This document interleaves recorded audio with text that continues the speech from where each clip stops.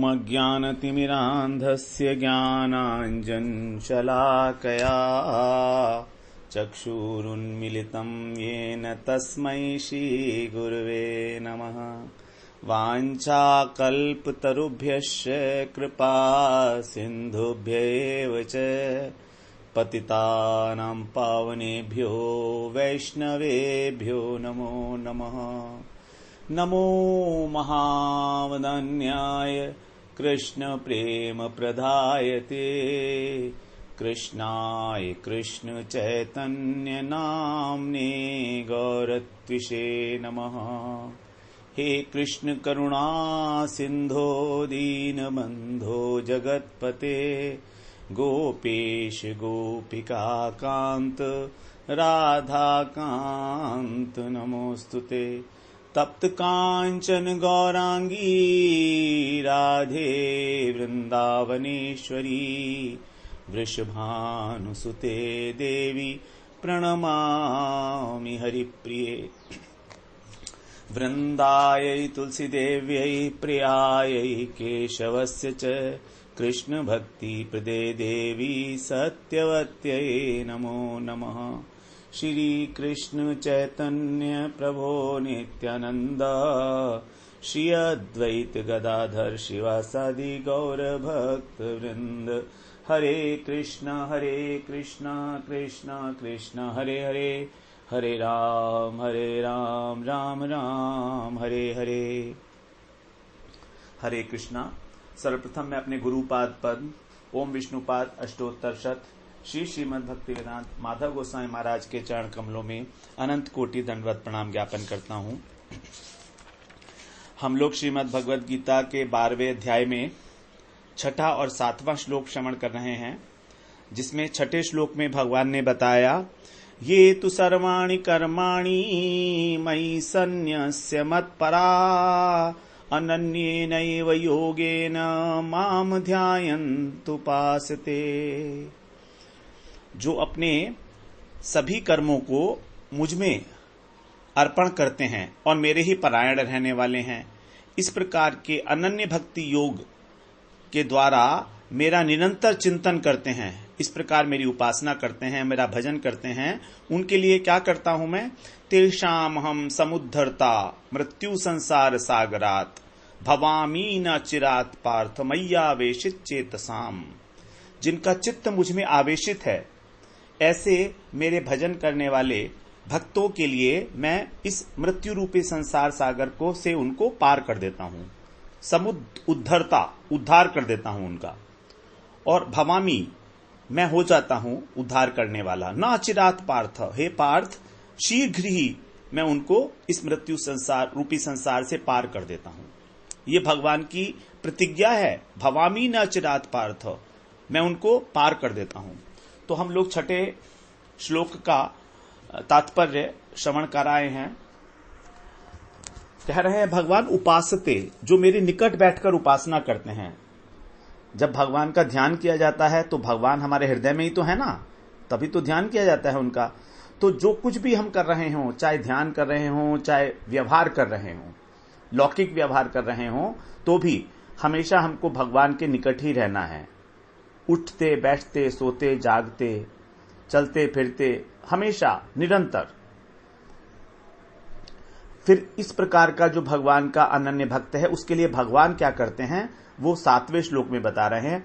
तेषाम हम समुद्धरता, तेषाम माने उनका, जिन भक्तों का लक्ष्य केवल भगवान है, केवल भगवत प्रेम है, उनका, जिन्होंने अनन्य भाव को धारण करके अपने चित्त को सर्वतोभावेन भगवान में लगा दिया है।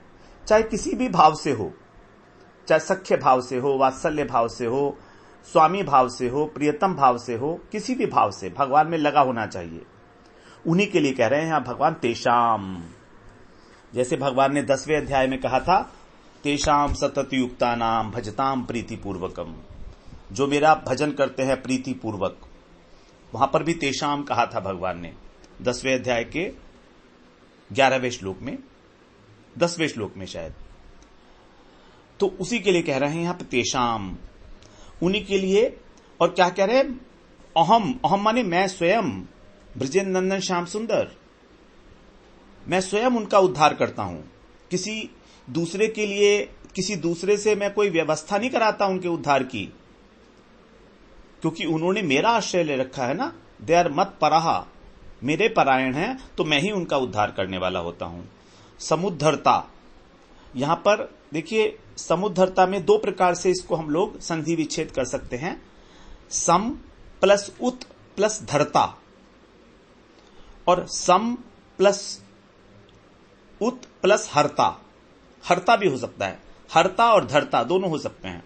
तो जब हम धरता बोलते हैं, सम उद्धरता, मतलब सम्यक रूप से, उत माने ऊपर, धरता माने स्थापन करना। तो सम्यक रूप से उसको ऊपर स्थापित करने वाला। और समुद हरता, हरता का मतलब है निकालने वाला।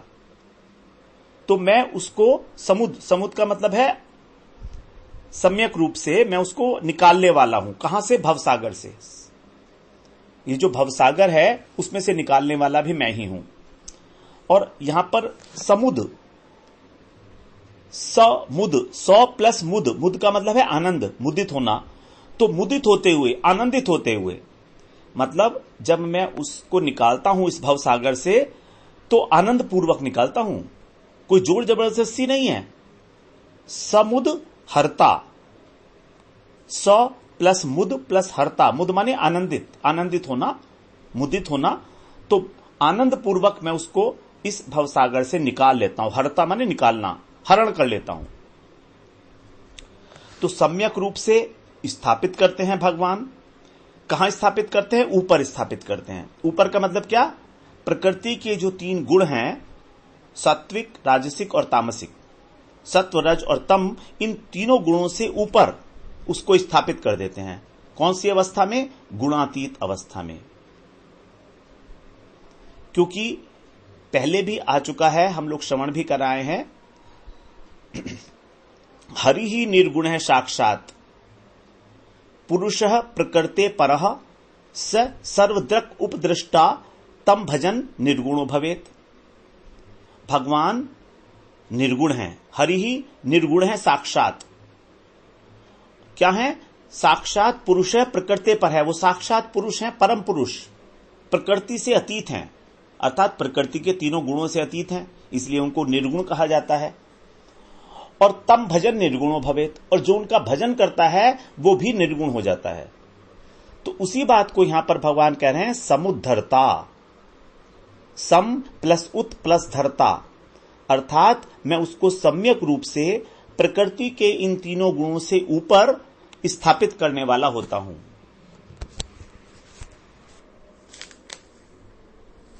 अथवा उसको मैं इस संसार सागर से आनंद पूर्वक निकालने वाला होता हूं। समुद्र प्लस हरता। और ये मृत्यु संसार सागरात, इसको बोल रहे हैं मृत्यु संसार सागरात। ये संसार कैसा है? ये संसार है जन्म मरण रूपी संसार। इसमें प्रत्येक व्यक्ति की मृत्यु अवश्यम भावी है।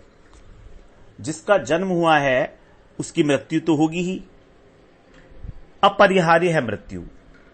जब जन्म है तो मृत्यु भी साथ में ही है, क्योंकि शरीर का जन्म है और शरीर की मृत्यु है। आत्मा का तो न जन्म है और न ही आत्मा की मृत्यु है।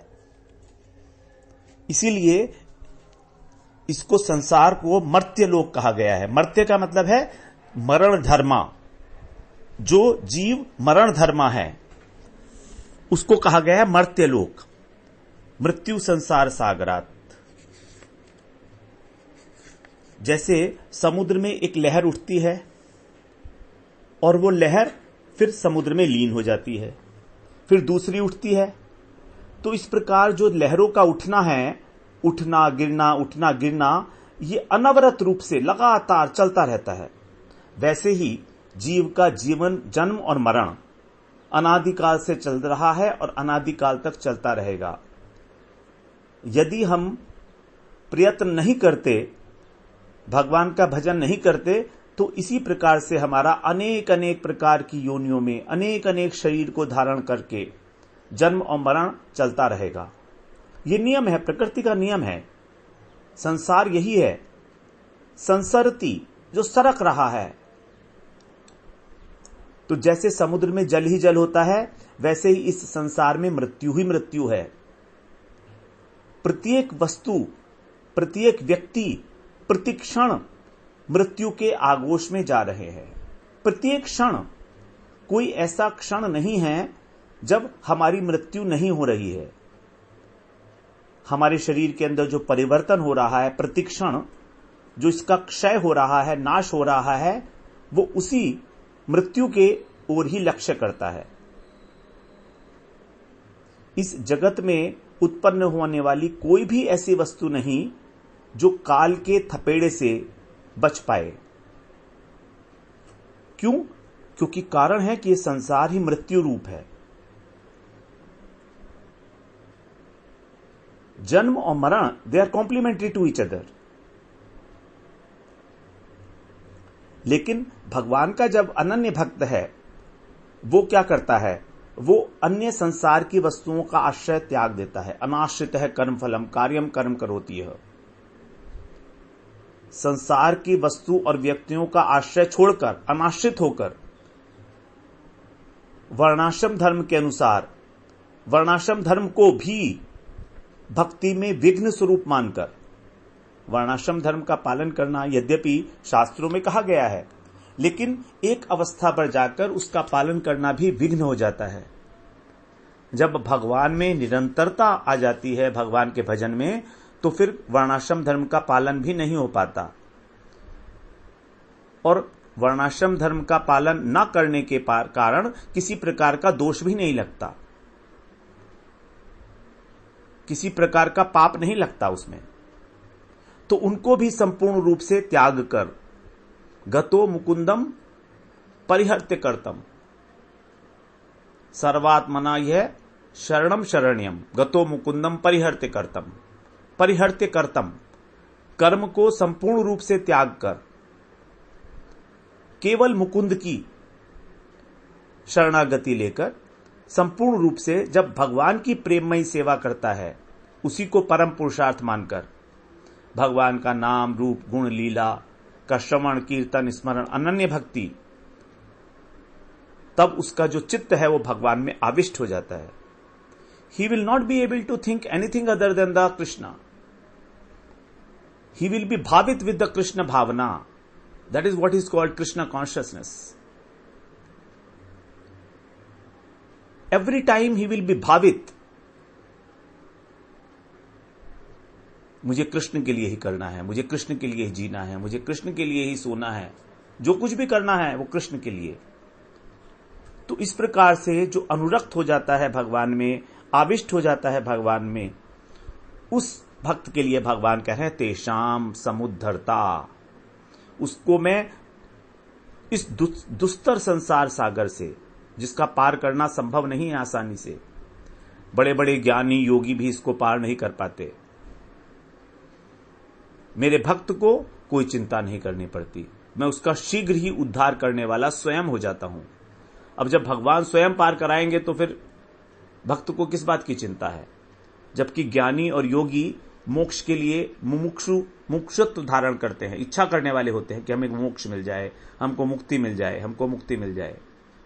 और भगवान का भक्त, उसको मुक्ति दी जाए तो भी वो मना कर देता है, मुझे मुक्ति नहीं चाहिए भगवान, मुझे तो आपका भजन चाहिए, आपकी सेवा चाहिए, आपका स्मरण चाहिए, साधु संग चाहिए।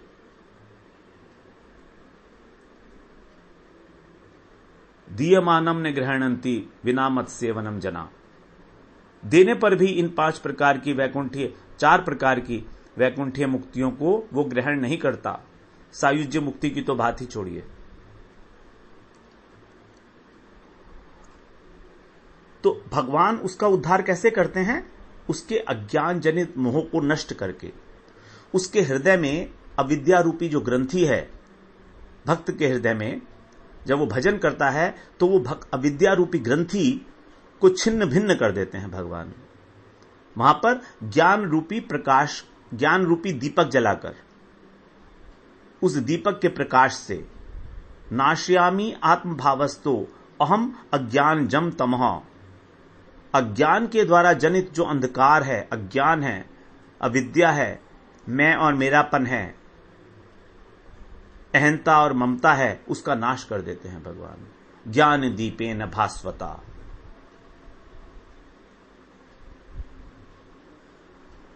ददामि बुद्धि योगम तम ये न मामुपयांति ते। इस प्रकार उसके हृदय का अंधकार दूर करके भगवान उसको शुद्ध प्रेम प्रदान करते हैं। ददामि बुद्धि योगम तम, उसको प्रेम प्रदान करते हैं अपना। बुद्धि योग मतलब प्रेम, प्रेम लक्षणा भक्ति। ये न मामुपयांति ते, उसको प्राप्त करके फिर वो मुझे प्राप्त हो जाता है। तो यद्यपि भक्त किसी प्रकार की मुक्ति आदि की कोई इच्छा नहीं करता, तो भी मोक्ष जो है वो क्या है, भक्ति का गौण फल है, वो तो उसे स्वयं प्राप्त हो जाता है। उसी की बात कर रहे हैं यहां पर। मोक्ष, संसार सागर से पार होना क्या है? मोक्ष। अनायास, न अचिरात पार्थ, उसमें कोई विलंब नहीं होता उसको मोक्ष प्राप्ति में, ना ही कोई संदेह।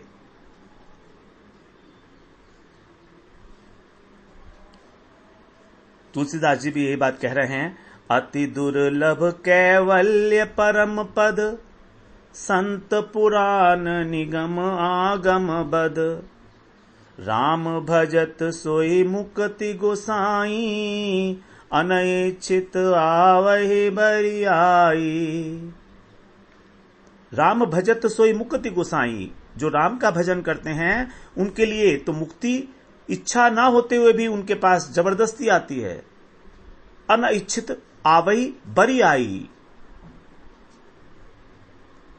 जिसको संत ने पुराणों में निगम आगम ने बहुत दुर्लभ पद बताया है। अति दुर्लभ कैवल्य परम पद, वह मुक्ति भक्तों के पास बिना इच्छा किए अपने आप आ जाती है। क्योंकि भक्ति का मुख्य फल है भगवत प्रेम, और भक्ति का गौण फल है मोक्ष, संसार से मुक्ति। तो कैसे प्राप्त होती है? अचिरात, तुरंत, बिना किसी विलंब के। जबकि ज्ञानी योगी उस मोक्ष पद को प्राप्त करने के लिए कितना कितना भरसक प्रयत्न करते हैं, तब जाकर अनेक अनेक जन्मों में उस मोक्ष पद को प्राप्त करते हैं। कठिनाई भी बहुत होती है उनको प्राप्त करने में। भगवान 5वें श्लोक में बताया है, क्लेशो अधिक तरस्तेषाम अव्यक्ता सक्त चेतसाम। क्योंकि उनमें देहाभिमान होता है, इसलिए उनको क्लेश होता है उसको प्राप्त करने में। लेकिन भगवान के भक्तों में कोई अहंकार नहीं होता। भगवान के भक्तों में अहंकार होगा ही नहीं, क्योंकि भक्त हैं। और भक्त का आभूषण क्या है? दीनता, दीनहीन भाव। भक्त हमेशा दीनहीन रहता है। मैं तो कुछ हूं नहीं, आप जो मुझे बनाना चाहें आप बना लीजिए, ये आपकी कृपा है, मैंने तो सब कुछ आपके ऊपर छोड़ दिया है। निरंतर भगवत कृपा का अनुभव, निरंतर भगवान का आश्रय, उनको तुरंत संसार सागर से मुक्ति मिल जाती है। ज्ञान योगी ज्ञान रूपी नौका के द्वारा संसार को पार करता है। 4 अध्याय में भगवान ने बताया है 36वें श्लोक में, सर्वम ज्ञान प्लवेनैव वृजनम संतरिष्यसि। ज्ञान रूपी नौका। लेकिन यहां पर भक्त क्या करता है? भक्त भगवान के नाम रूपी नौका का आश्रय लेता है, भगवान का आश्रय लेता है, गुरु का आश्रय लेता है। और ये जो आश्रय है ये बिल्कुल स्थायी आश्रय है, 100% आश्रय है। इससे हमको हमारा कल्याण होगा ही होगा, संसार से तो पार होंगे ही होंगे, साथ में भगवान की सेवा का जो सुख है वो भी मिलेगा। जैसे गजेंद्र, जब गजेंद्र और ग्रह का युद्ध हो रहा था, तो क्या किया था गजेंद्र ने? दोनों हाथ उठाकर हरि को पुकारा उसने, और एक कमल पुष्प को अर्पण करता है वो भगवान को, और भगवान वैकुंठ से भागे चले आ रहे हैं गरुड़ पर बैठकर। गरुड़ जी कहते हैं उनसे, भगवान आपके लिए आसन तो ठीक कर दूं? भगवान कहते हैं नहीं नहीं, टाइम नहीं है, अभी टाइम नहीं है। गजेंद्र ने कमल का पुष्प सरोवर से उखाड़ लिया है, उखाड़कर वो अपने हाथ को ऊपर उठाकर मुझे अर्पित ही करने वाला है, और अगर नहीं, मैं नहीं पहुंचा ठीक टाइम पर तो क्या होगा? तो लोग कहेंगे ना कि शरणागत की रक्षा नहीं की। इसलिए मेरे पास समय नहीं है, मुझे एकदम भागना है। उछलकर भगवान गरुड़ की पीठ पर बैठते हैं, और गजेंद्र जैसे ही उस कमल के पुष्प को सरोवर से तोड़कर और ऊपर हाथ करता है, भगवान एकदम कूदकर गरुड़ से उसको पुष्प को ग्रहण कर लेते हैं। ये भगवान भी उतने आतुर होते हैं भक्त की रक्षा करने के लिए। अपने भक्तों की रक्षा करना तो उनकी प्रतिज्ञा है। रक्षयतीति विश्वासो गोप्तरत्वे वर्णम तथा। अति शीघ्र संसार से मुक्त कर देते हैं वो। जबकि जो ज्ञान मार्ग और योग मार्ग वाले गुणीभूता भक्त हैं, वास्तव में तो उनको भक्त कहा भी नहीं जाता, क्योंकि होने के कारण वह भक्ति तो बहुत ही अल्प मात्रा में है। केवल ज्ञान और योग ही अधिक मात्रा में है, और भक्ति का तो बहुत ही छोटा सा पुट दिया गया है।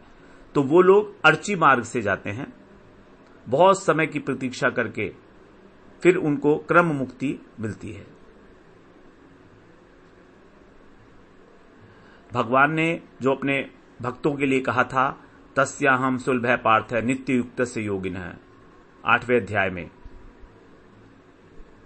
14वें श्लोक में, सुलभ पार्थ, उनके लिए हे पार्थ मैं बहुत सुलभ हूं जो मेरा स्मरण करते हैं। उसी को यहां पर अचिरात कह रहे हैं। अचिरात माने तुरंत, वहां पर सुलभ कहा, आसानी से। क्योंकि निर्विशेष ब्रह्म की जो उपासना करते हैं उसके लिए बहुत क्लेश है। क्लेशोधिक तरस्तेषाम अव्यक्ता सक्त चेतसाम अव्यक्ता ही गतिर दुखम देहवद्भिर अवाप्यते। उसी बात को यहां पर कह रहे हैं अचिरात। विलंब, उनको तो विलंब से मोक्ष की प्राप्ति होती है, यहां पर अनायास आनुषंगिक फल के रूप में ही मोक्ष मिल जाता है। भक्ति का आनुषंगिक फल है। आनुषंगिक मतलब गौण फल। 6 अध्याय के 5वें श्लोक में भगवान ने कहा था, उद्धरेत आत्मना आत्मानम न आत्मानम अवसादयेत। ये बात सामान्य साधकों के लिए थी कि तुम अपना स्वयं से ही स्वयं का उद्धार करो, लेकिन भक्तों का उद्धार करने के लिए ये बात नहीं है। उद्धरेत आत्मना आत्मानम नहीं, भगवान कह रहे हैं उनका उद्धार तो मैं करूंगा ना स्वयं, क्योंकि भगवान की प्रतिज्ञा है ना, ये यथा माम प्रपद्यन्ते। तो भगवान का भजन कर रहे हैं वो, तो भगवान उनका उद्धार करने वाले होंगे। तो जब भगवान का ही एकमात्र भजन किया जाता है अनन्य भक्ति का आश्रय लेकर, तो भगवान ही हमको इस संसार रूपी संसार से, मृत्यु रूपी संसार से उद्धार कर देते हैं। भगवान के भक्त को अपने स्वरूप का भी जो अनुभव होता है वो स्वयं ही होता है। जब भगवान की अनुभूति होने लगती है तो भगवान अपने स्वरूप का अनुभव हो जाता है। मम दर्शन फल परमानुपा जीव पाय निज सहज स्वरूपा। मम दर्शन फल परम अनुपा, परम अनूप भगवान के दर्शन का फल, जीव पाए निज सहज स्वरूपा, अपने सहज स्वरूप की प्राप्ति उसको हो जाती है। क्या है सहज स्वरूप हमारा? हमारा स्वरूप है हम कृष्ण के दास हैं, नित्य दास हैं, मय्यावेशित चेतसाम। जो बात भगवान ने वहां पर कही थी सर्वश्रेष्ठ योग को जानने वाले योग वित्तमा के लिए, दूसरे श्लोक में वही बात यहां कह रहे हैं मय्यावेशित चेतसाम के द्वारा। वहां कहा था मय्यावेश्य मनो ये माम, मनो ये माम, कि मन को मुझ में आवेशित कर दें। ऐसे जो युक्त होकर भजन करते हैं, और यहां पर कह रहे हैं मय्यावेशित चेतसाम, जो चित्त को मुझ में आवेशित कर देते हैं। तो मन और चित्त दोनों को आवेश करना भगवान के अंदर। यहां पर जो चित्त है उसके अंदर ही हम मन का अंतर्भाव कर लेते हैं, क्योंकि मन और चित्त दोनों ही अंतःकरण की वृत्तियों का ही नाम है ना, अलग अलग कोई डिपार्टमेंट तो है नहीं। तो चाहे जगत हो चाहे परमार्थ हो, दोनों ही जगह आवेश का अत्यंत महत्व है। आवेश से ही हमको तन्मयता आती है, देह का भान मिटता है, हमारा खत्म हो जाता है। जब जैसे इस जगत में जब हम मोबाइल पर कुछ इंपॉर्टेंट चीज देख रहे होते हैं जो इंटरेस्टिंग है, तो हमारा इतना आवेश होता है कि पास में कौन बैठा है ये पता नहीं लगता, भूख प्यास का पता नहीं लगता, कितना समय हो गया है, रात भर मोबाइल देखते चले जाते हैं लोग, पता लगा 2 बज गए हैं रात के मोबाइल देखते देखते। भोजन भी नहीं किया, इंद्रियों की और प्राणों की चेष्टाएं स्थगित हो गई हैं मानो, क्योंकि प्राणों की क्रिया है भूख और प्यास। तो प्राणों की जो क्रिया है भूख प्यास, ये भी तिरोहित हो गई जब आवेश हो जाता है। तो जब किसी लौकिक वस्तु के प्रति इतना आवेश हो जाएगा, तो जो भगवान के प्रति आवेश होगा वो कैसे होगा, वो कैसा होगा? उसमें इस शरीर की सुध-बुध कैसे रह सकती है? It's impossible. तो चित्त के विषय में तो हम लोग बात कर आए हैं पहले भी। भगवान का ध्यान करने से चित्त तदाकार भगवताकार हो जाता है। हमारे जो चित्त का ढांचा है वो भगवान के धाम के, भगवान के रूप के अनुरूप हो जाता है। फिर भगवान उसमें आकर बैठ जाते हैं। इसीलिए आवेश की आवश्यकता है। जैसे मोम को अगर अग्नि के ऊपर रखें तो पिघल जाएगा, तब हम उसको कोई भी आकार दे सकते हैं।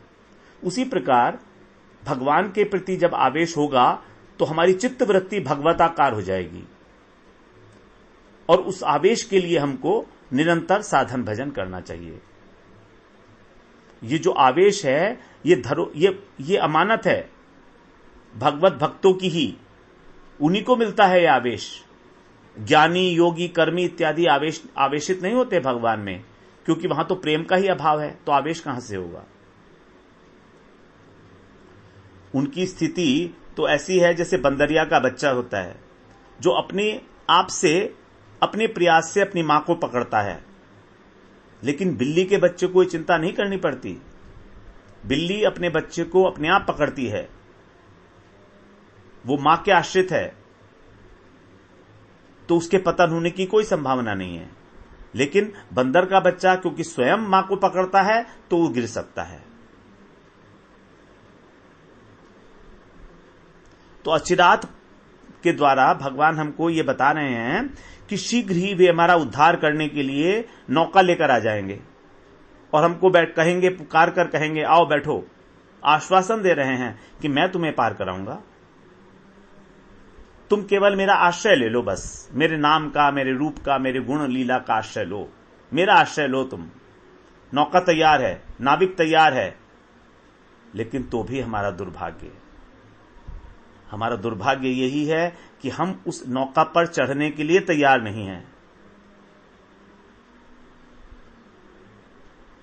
तो भगवान का ये एकदम दिव्य उद्घोष है हमारे लिए, एक घोषणा है कि तुम आओ बैठो मेरी नाव के ऊपर बैठ जाओ, मैं तुमको पार करूंगा, मैं स्वयं भगवान कृष्ण।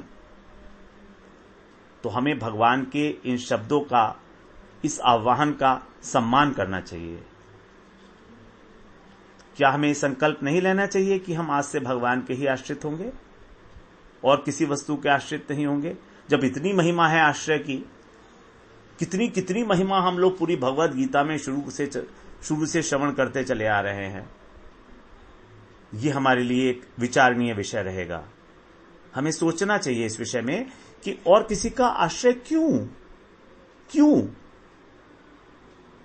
क्यों नहीं एकमात्र कृष्ण का आश्रय ले हम, जो सबके आश्रय हैं, एकमात्र आश्रय हैं सबके, उन्हीं का आश्रय लेंगे हम लोग।